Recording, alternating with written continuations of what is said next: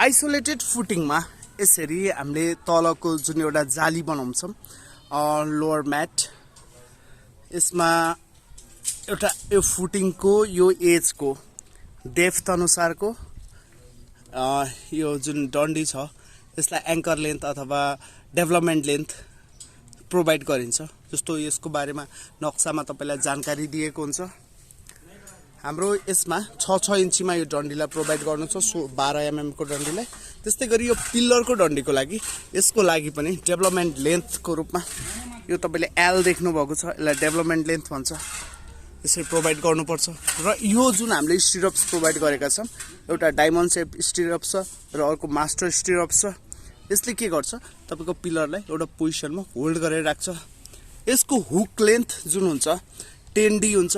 कुन डायको बार प्रयोग गर्दै हुनुहुन्छ त्यसको 10 टाइम्स अफ डायमिटर हुन्छ। र यसको जुन बेन्ड एङ्गल हुन्छ, बेन्ड एङ्गल तपाईको 135 डिग्रीको बेन्ड एङ्गलबाट प्रोभाइड गर्नु पर्दछ।